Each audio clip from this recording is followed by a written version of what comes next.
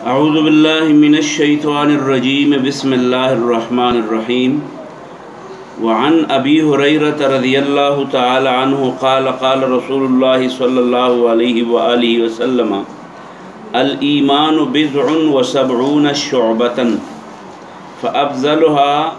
قول لا إله إلا الله وأدناها إماتة الأذى عن الطريق والحياء شعبة من الإيمان متفق عليه.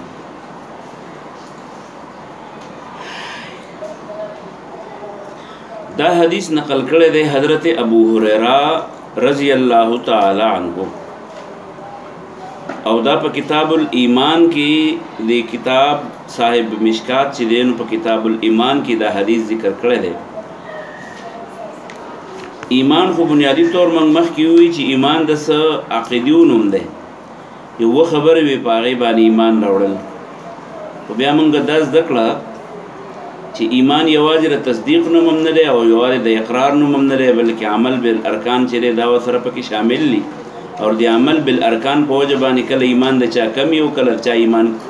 ډیری د چا ایمان کمزوري د چا ایمان قوي. په دې وجه باندې د حضرت ابو هريره رضی الله تعالی عنہ پر روایت سره په دې حدیث کې د ایمان صد پاسه اویا حصے شعبې کټګریاں ذکر شوی دي. د ایمان تقاضے یعنی چې سړی ایمان راوړي د ایمان نه وروسته کم کم اعمال دا ایمان ډیري کمایي کم اعمال دا شدي چې داغه په وجه باندې ایمان خسته کیږي او خرابيږي نو هغه کارونه چې دي نو هغه ته شعبې وته ویل شي. خدا حدیث نقل کړی دی حضرت ابو هريره نو د ټولو نه اول چې په ابو هريره لګو پیژنو. ابو هريره خپل نوم چې دین عبد الرحمن ابن صخر په نوم باندې مشهور دی نور نومونه خلکو نقل کړی دي خو عبد الرحمن ابن صخر په نوم باندې دا مشهور دی. د خپل نوم ابو هريره ورته په دی وجه وی چې هريره چې کله نو دا پښو ته وي پښومړی ته وي نو دا چې خلک لیکي چې د یو ځل ځان سره پښو راغسته وا او د پښو سره خلک پښو ساتي نو رسول الله صلی الله علیه وسلم ولیدو چې ویل ته پوښتنه ته وکړه لکه ته ابو هريره ته پښو ولې دا غینه بس په ابو هريره مشهور شو. د ابو هريره دونه مشهور شو بیا چې خلکو ته عبد الرحمن نو معلوم په نوم کې اختلاف شته په الله دغه کې چې په عرب کې یا په لقب کې پاغي کې اړولې یا په کنیه کې پاغي کې اړولې اختلاف نشته هر څلور ورته ابو هريره وي. ابو هريره د خیبر په غزا کې مسلمان شوی دی داغه دور کې او بیا د خیبر په غزا کې په خپل باندې شریک شوی هم دی. خو د خیبر د غزا نه وروسته بیا مسلسل د رسول الله صلی الله علیه وسلم سره درې نیم څلور کالو پورې د رسول الله صلی الله علیه وسلم سره مستقل پاتې شوی د شاګرد په حیثیت او یوازې شاګرد نه بلکې د خادم په شان پاتې شوی دی او چې پیغمبر علیه السلام بچرته تو نو دی ور سره او چې سبه کول د بلیدا نو په دې وجه باندې د حدیث ډیره ذخیره ده د حضرت ابو هريره رضی الله تعالی عنہ نقل او د ابو هريره فقاهت او د ابو هريره رضی الله تعالی عنہ علم چې نو داغه صحابه کرام هم شاګردان دي او تابعین کې هم شاګردان دي چې د حضرت ابو هريره رضی الله تعالی عنہ د فرمایي چې رسول الله صلی الله علیه و آله وسلم فرمایل چې الایمان ایمان بضع وسبعون شعبة. بضع په عربی کې د 3 والا 4 5 6 7 8 9 په دې درمیان کې د هر لفظ د پاره بضع ټکی استعمالېږي او دا موږ چې په پښتو کې څنګه وایو چې یو سو نو دا د یو سو د پاره بضع ټکی استعمالېږي. بضع هم ویلې کی بضع هم ویلې کی او بضع هم ویلې کی خو بضع مشهور لفظ دی. نو بضع وسبعون 70 معنی اویا نو بضع وسبعون شعبة. شعبه په عربی کې خاخ ته وي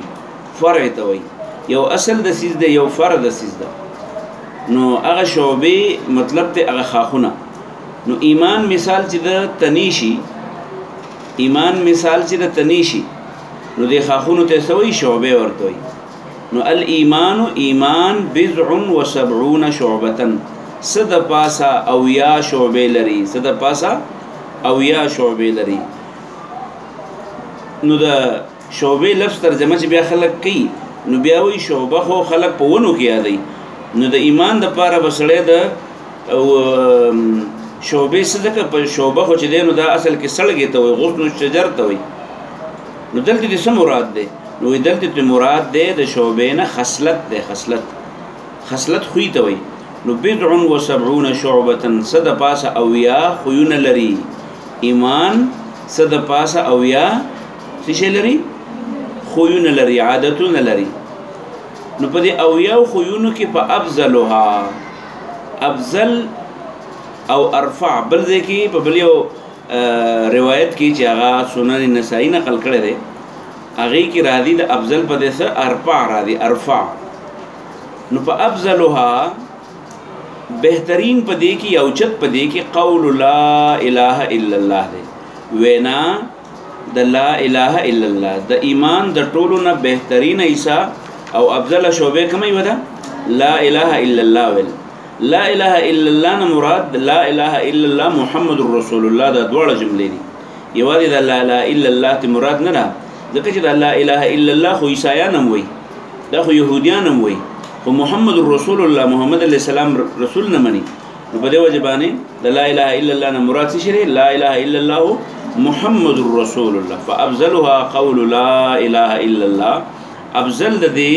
ایمان د شعبونه وینا د لا اله الا الله دا یعنی عقیده د توحید دا څه شی دی عقیده د توحید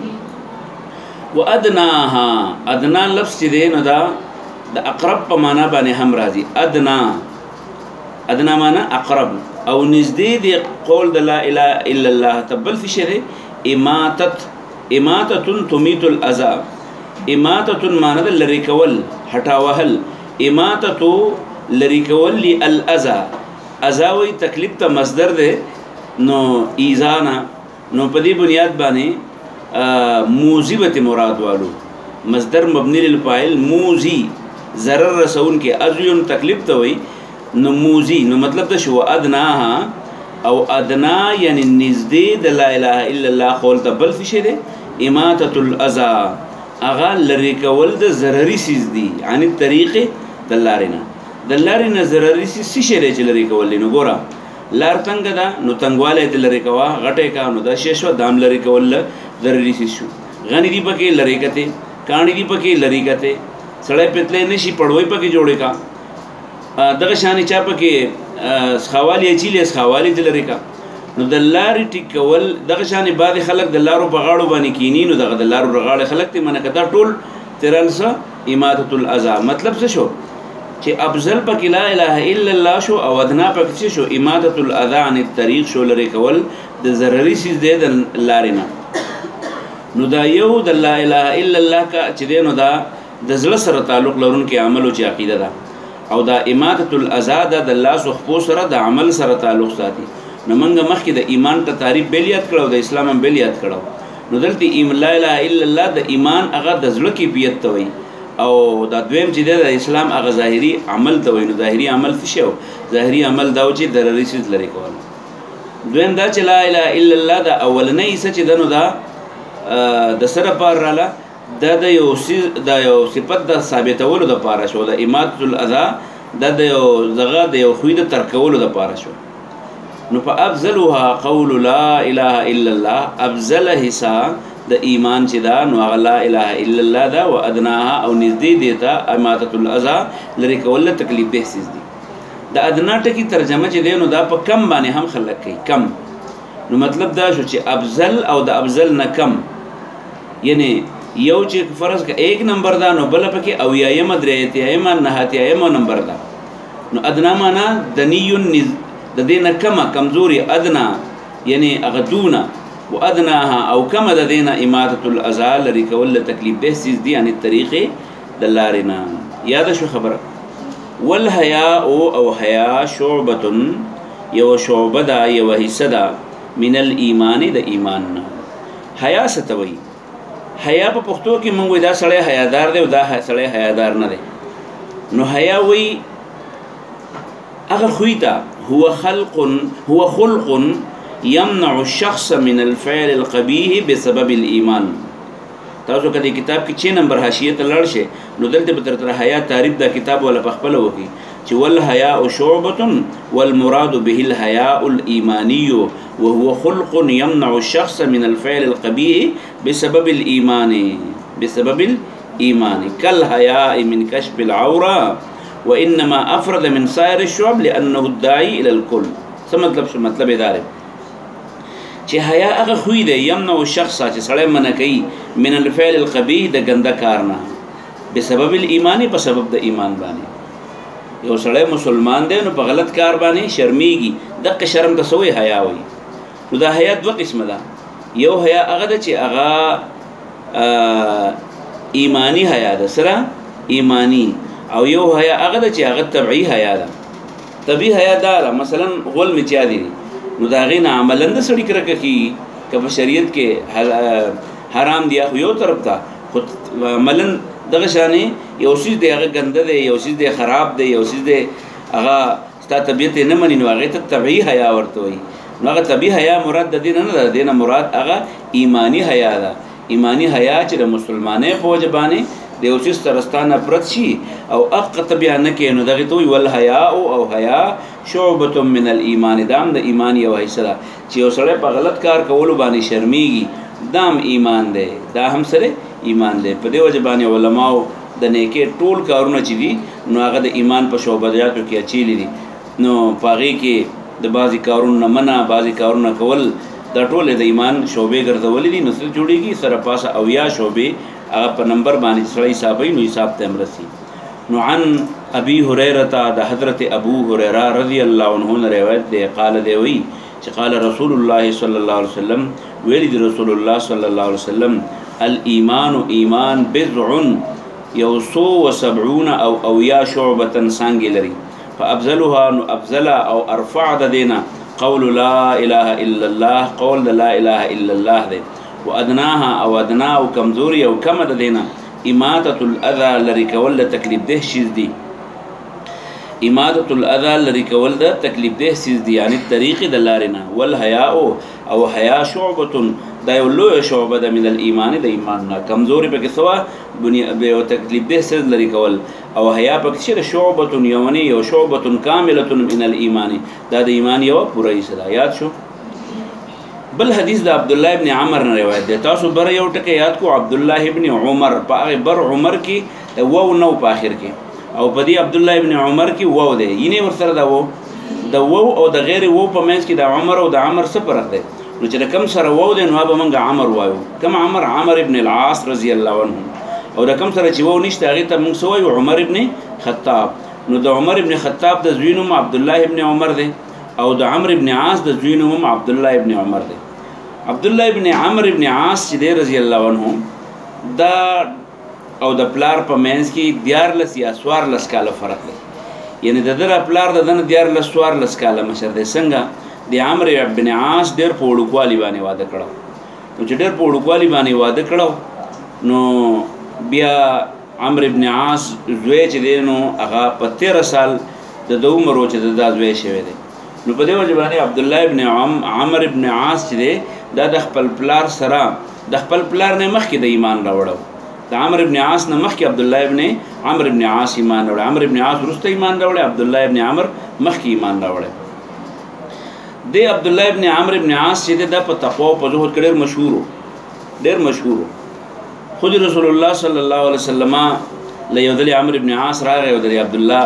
ابن عمرو شکایت ورته وکړ چې د ما واده کړی دی خدا د خځې سره خبرې نه کوي درسته ورځ روزي ټول هر ورځ روزي او د شپې عبادتونه کوي تلاوت کوي. نو دله چې ما واده کړی دی نو دی په مزدوري نه کوي دی به د خپل خځې سره هغه شان انداز باندې خبرې اترې نه کوي بس دی خو لکه بیا پردی خور لور خو چې تړی را واده کي خپل کور ته راولي نو د خور لور خو د پردي کور نه چې دلته راشي خاون له راځي خو هغې خر له خو نه راځي.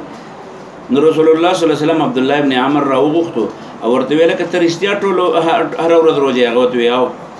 وی ته رښتیا هر ورځ چې دی نو د شپې نفلونه کې ټوله شپه ویاو وی رښتیا د واده په شپه باندې ټوله شپه نفلونه کول ویلاو. نو رسول الله صلی الله علیه وسلم ته دې بنه کې ښه ان لنفسك عليك حقا استاد ځان پتا حق دی و ان لعينك عليك حقا استاد سترګم پتا حق دی خوب غواړي وان لزوجک علیک حقا، پتا د خپل خزم حق دی. لکه خزی ته وی لزوجک علیک حقا، یعنی پتا د خپل هاون حق دی، او خزی سړی ته وی پتا باندې خپل خزی حق دی. ولذورک علیک حقا، او ستاره ملما پتا باندې حق دی. نو به وته وی چې بیا به سشپا د صحیح سره شپې چې دنو هغه عبادت کوا، او نور خوب هم کوا، د ملمسم غب شپ لګوا، د خپل خزی سره هم خپل ناسته پاسته کوا. او د روزو متعلق وته وی چې روزي په میاش کې 3 روزي نسی زیاتې بننی سي، کده سي نسی چې هر لس ورځو کې ونی سي، او کنه 12 13 14 دا ورځې په نسی خو 3 روزي نسی. هغه وته یا رسول الله صلی الله علیه وسلم په درو می گزارنه کیږي. نو بیا ورته وی دی ونی سو یو منی سا. نو د داوود علیه السلام په شان روزه نسی، یو ورځ روزه کېږي، یو ورځ بوده کېږي. نو بس بیا اق شان به روزه به بیانې و. نو ډېر عبادت گزار سړاو. عبدالله ابن عمرو ابن عاص رضی الله تعالی عنہ یو عابد صحابي دی، او بیا د په مکی کې به اوسېدو. په مکی کې طائف کوم علاقه چې په دغه ځای کې به اوسېدو. تاریخ لیکي، د سیرت نگاران لیکي چې د ابو هريره او د حضرت عبدالله ابن عمر نه ډېر زیات احادیث نقل دي. او د عبدالله ابن عمر چونکې د وړوکی او کشرو، او د رسول الله صلی الله علیه وسلم چې بس خبرې کولې د بلی کلی، نو چا ورته ملي کا دغه چې قران خو رسول الله صلی الله علیه وسلم منع کړی چې ته زما خبرې ملي کې قران هم لیکي، نو بیا به ګټ ورشي. نو در پیغمبر علیه السلام نه اجازه وغوښتو، نو پیغمبر علیه السلام دله اجازه ورکړو.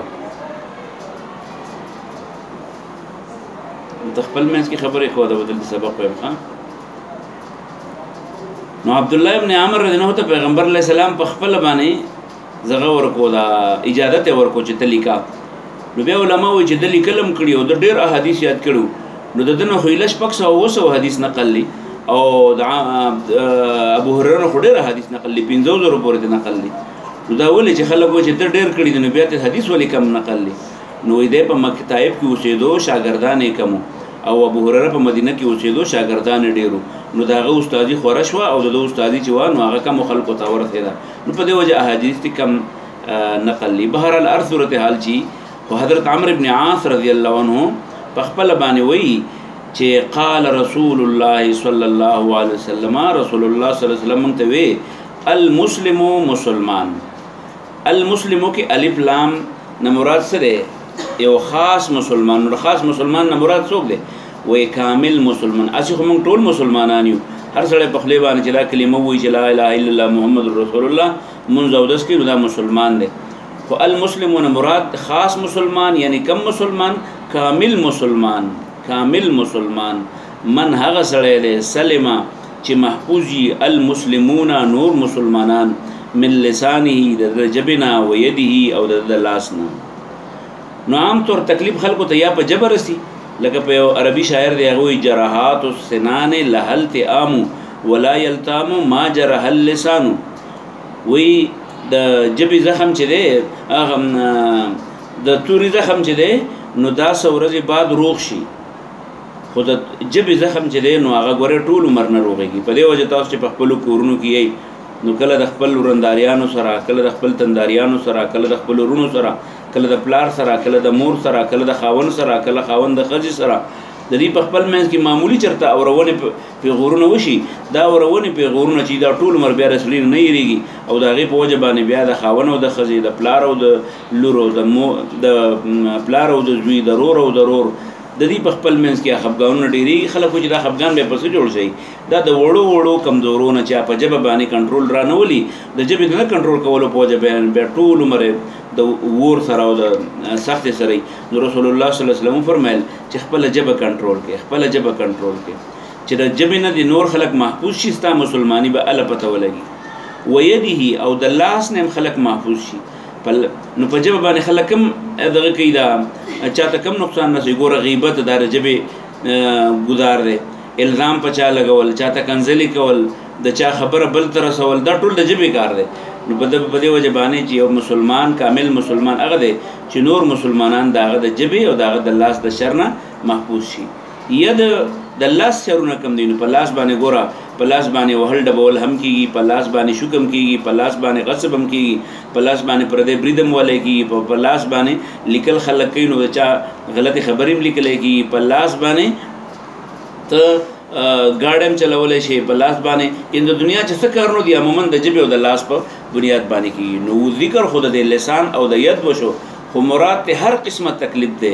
نو مسلمان هغه دی چې نور مسلمانان د ژبې د شر نه او د لاس د شر نه څه شي محفوظ شي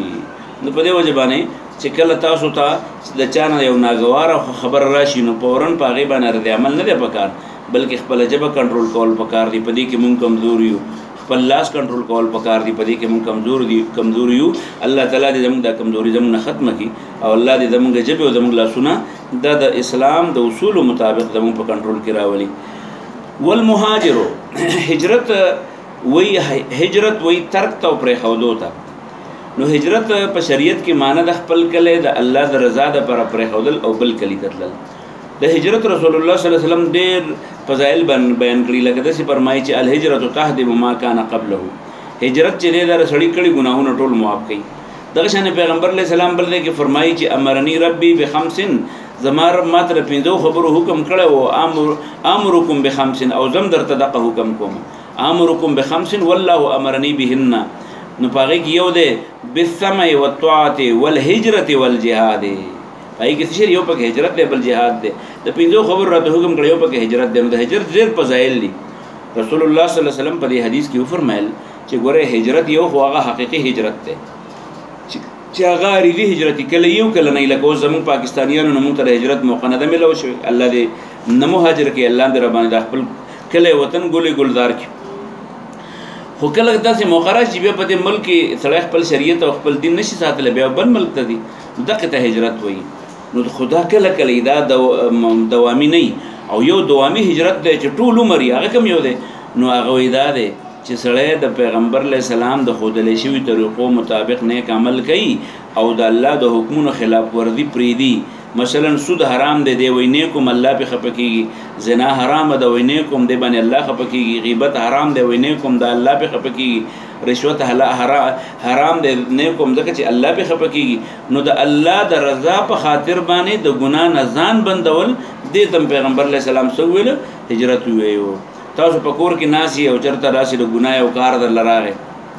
او ښه ته قادر وي چې دا کار زه کولی شم او فوراً ته وې دا کار باندې خو الله خفه کېږي او بس وې نیک ومه دا ته څه وکړو دا ته هجرت وکړو نو کم ثوابونه چې په هغه هجرت میلاویږي نو هغه تا ته به په دې هم میلاو شي او یوازې ثوابونه نه بلکې الله به ستا کردار د بدعملۍ نه پاک کړي نو والمهاجرو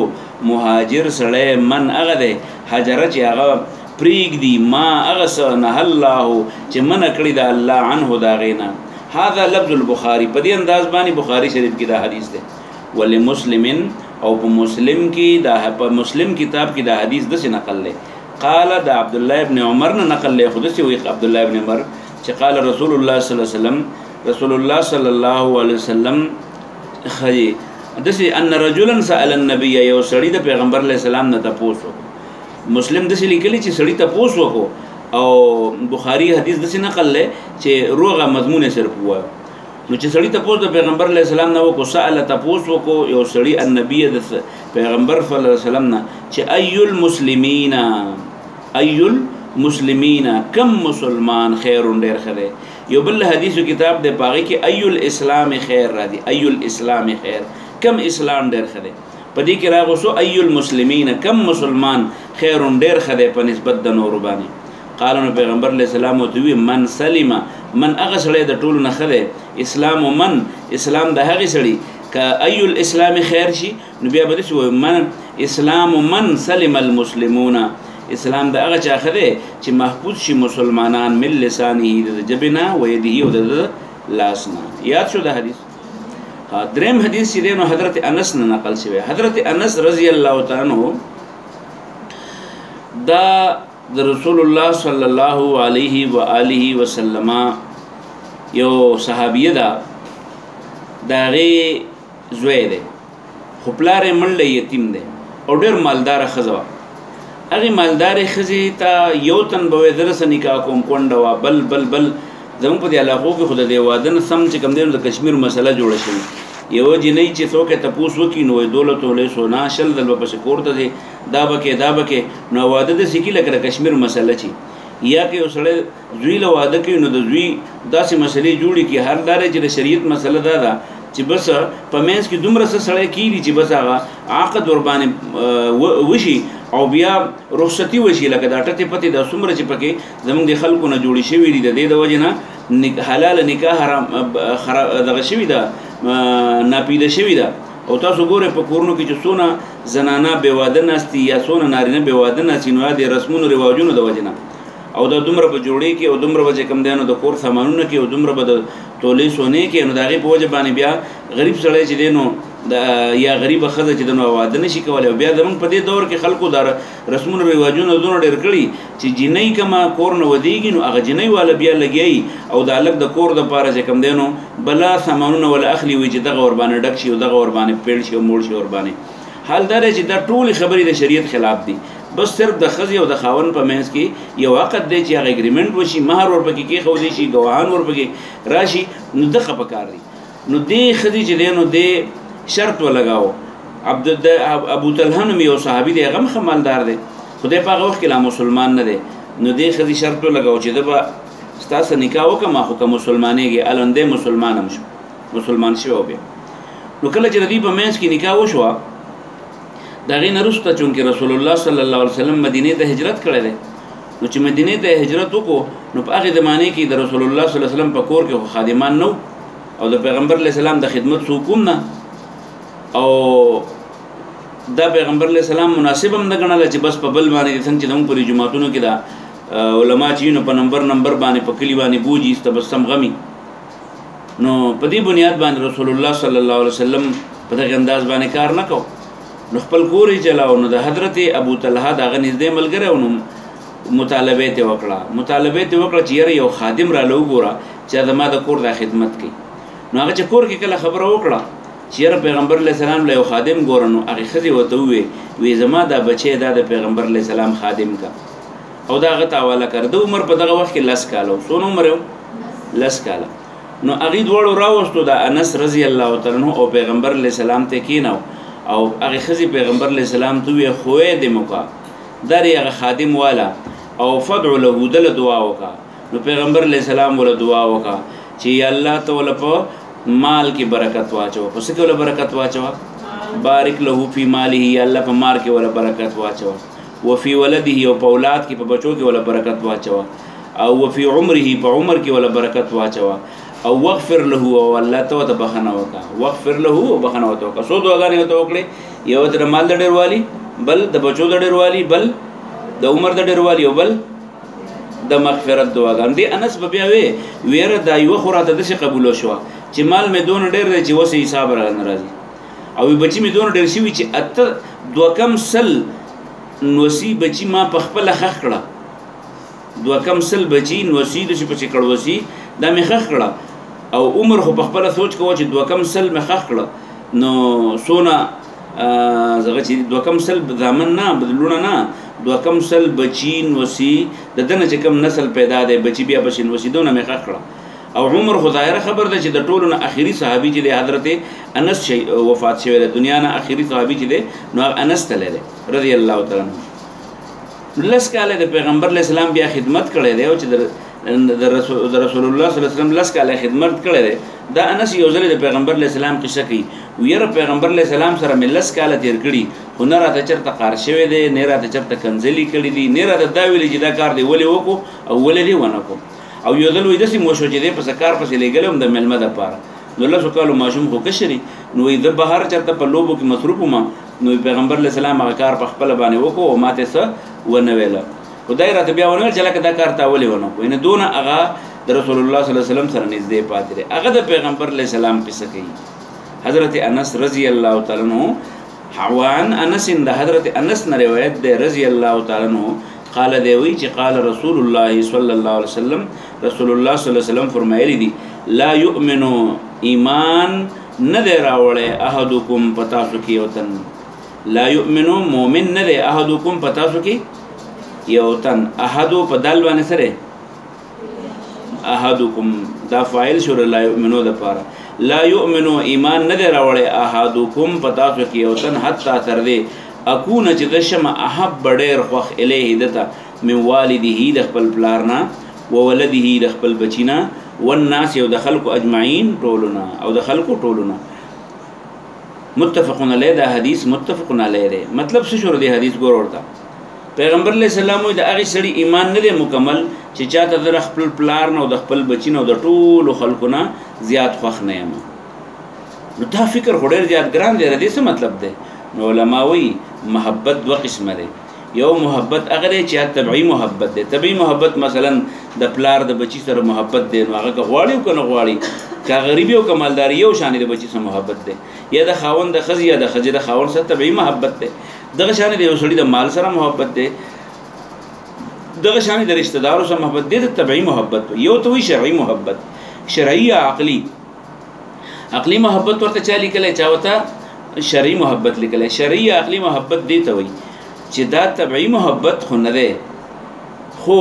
د سوجې نه دا محبت جوړ شوی دی. مثلا